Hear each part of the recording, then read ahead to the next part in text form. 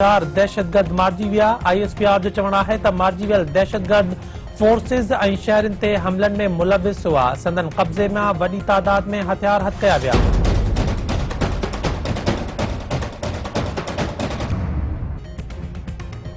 कराची के सार्फिन लाइ खुशखबरी के इलेक्ट्रिक कराची में बिजली सस्ती करण लाइ नेपरा में दरख्वास्त दाखिल कराए छॾी। के इलेक्ट्रिक तरफां बिजली 10 रुपया 26 पैसा फी यूनिट सस्ती करण की दरख्वास्त दाखिल कई।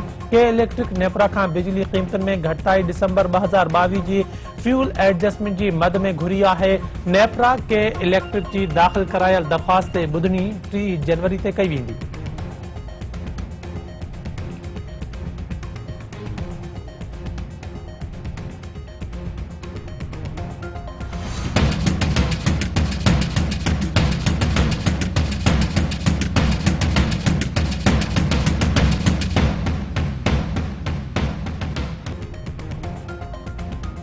नए साल में नेपरा जो अवाम के नओ तोहफ़ो बिजली की कीमतुन में इजाफो। National electric power regulatory authority की जारी पधराई मूजिब बिजली की कीमत में 1 रुपयो 49 पैसनि का 4 रुपया 46 पैसा फी यूनिट ताईं वाध करे छॾी।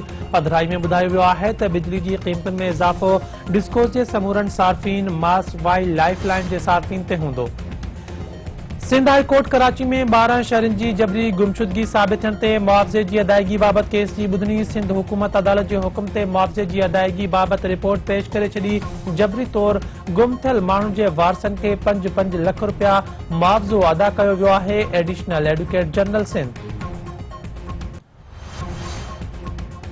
मलीर के पिपरी वाले इलाके में जवाबदार पंहिंजे माइट जो गलो कपे क़त्ल करे छॾियो। जवाबदार जानी बुगटी पंहिंजे माइट सगीर बुगटी के क़त्ल कयो। पुलिस जवाबदार के गिरफ्तार करे वरतो। सखर के निशाद सिनेमा वाले इलाके में मस्ताने निंड पियल नौजवान के क़त्ल करे छॾियो। मस्ताने पत्थर जा वार करे बेदर्दी से क़त्ल करे छॾियो। पुलिस जो चवण है त हमलो कंदड़ जवाबदार के गिरफ्तार करे लॉकअप करे छॾियो आहे।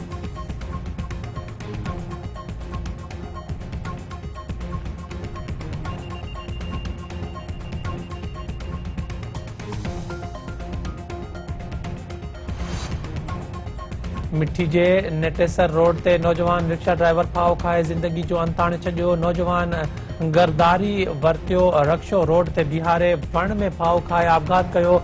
इतला ते पुलिस पहुंची लाश तहवील में वठी खणाए अस्पताल पहुंचायो। कोटड़ी के उस्तादन तरफा सिंध हुकूमत जो ऑनलाइन हाजिरी वठण वारो फैसलो मञण का इनकार। गस्टा MPTLF PMS ट्रेनिंग जो बाइकॉट करे छॾियो। ऐप जरिए स्कूल पहुंची ऑनलाइन हाजिरी भरण का पोइ उस्तादन की लोकेशन ट्रेस करे सकदी। उस्तादन जो चवण है त स्कूलन में बुनियादी सहूलतन की खोट ते को भी ध्यान नथो ॾिनो वञे। उस्तादन के नफ्सियाती तौर परेशान करण लाइ हर रोज़ नवा तरीक़ा इस्तेमाल कया पिया वञनि।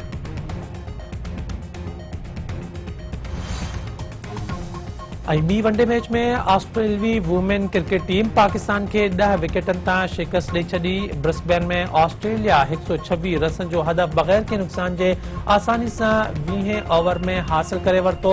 ऑस्ट्रेलिया की 19 वरनि की ओपनिंग बैटर फेबी लिचफील्ड 61 बालन ते 67 रनसूं